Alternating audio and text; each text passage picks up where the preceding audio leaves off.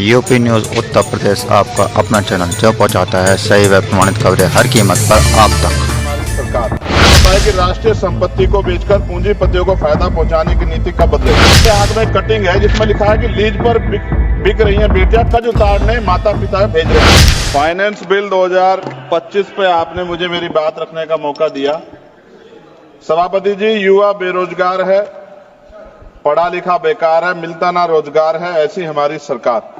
Sir, मैं अपनी बात को शुरू करते हुए मेरे मन में कुछ पीड़ाएं हैं वो आपके सामने, क्योंकि चेयर से ही कह सकते हैं। सर, बलिया की बेटी प्रिया चौहान जिसका शव सर पेड़ पे लटका मिला, तकलीफ दे है। सर, काशी हिंदू विश्वविद्यालय में पीएचडी के प्रवेश परीक्षा शिवम सोनकर को के साथ न्याय नहीं हो रहा है। सर, वो प्रवेश परीक्षा के लिए आंदोलन कर रहा है। संत कबीर नगर में राजभर समाज के घर जला दिए गए। मथुरा में होली पर दलितों पे हमला हुआ और जेल भी वही गए। गोरखपुर में एक 13 साल के लड़के को मार दिया, आज उसके परिवार से बात हुई, उसकी मां तड़प रही थी। सर, और बिहार में मौलाना फिरोज को पुलिस ने पीटा। अब मैं सर अब बजट पे आता हूं। निजीकरण से आरक्षित वर्गों के लिए नौकरी के अवसर कम हो रहे हैं। सर, सरकार बताए कि राष्ट्रीय संपत्ति को बेचकर पूंजीपतियों को फायदा पहुंचाने की नीति कब बदलेगी। जीडीपी का केवल 2.9% शिक्षा पर और 1.98% स्वास्थ्य पर खर्च किया जा रहा है। सरकारी अस्पतालों में डॉक्टर और दवाइयां नहीं है। शिक्षा और स्वास्थ्य बजट पर जीडीपी का कम से कम 6% पैसा खर्च किया जाए।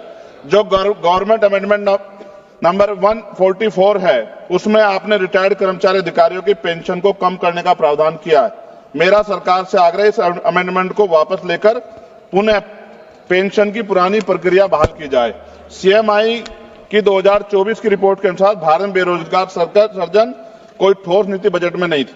केंद्रीय बजट 2025 मनरेगा तथा आवंटन 86,000 करोड़ रुपए पर अपरिवर्तित कार्यक्रम 9,754 करोड़ रुपए के घाटे पर चलने के बावजूद 2025-26 के बजट में धन आवंटन में कोई बढ़ोतरी नहीं की गई, जबकि मनरेगा ग्रामीण रोजगार में महत्वपूर्ण भूमिका निभाता है।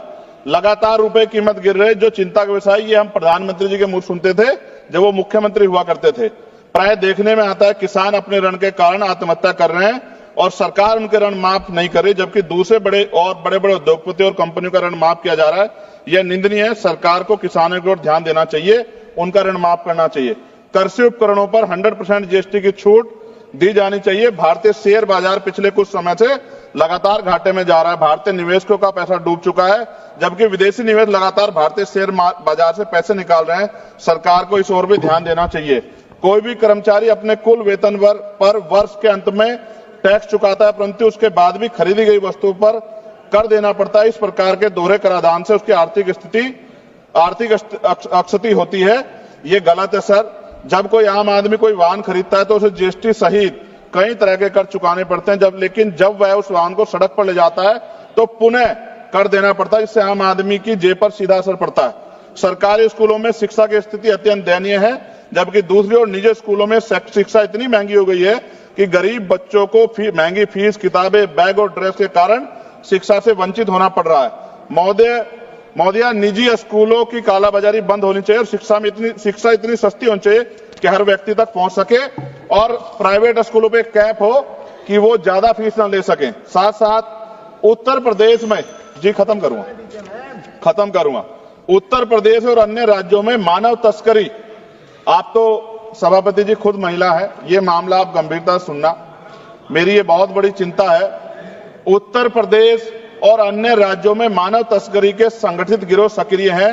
जैसे उत्तर प्रदेश के सोनभद्र से अन्य राज्यों में लड़कियों को बेचा जा रहा है। राजस्थान में लीज पर बेटियों को बेचा जा रहा है। बेटियों के खरीद फरोख्त के मामले सामने आए, लेकिन सरकार कोई ठोस कदम नहीं उठा रही। सरकार बताए कि मानव तस्करी रोकने के लिए बजट में विशेष प्रावधान क्यों नहीं किया गया। महिला सुरक्षा के लिए Nirbhaya fund, last page, Nirbhaya fund को पूरी राशि खर्च क्यों नहीं की जा रही है। फंड तो बना दिया,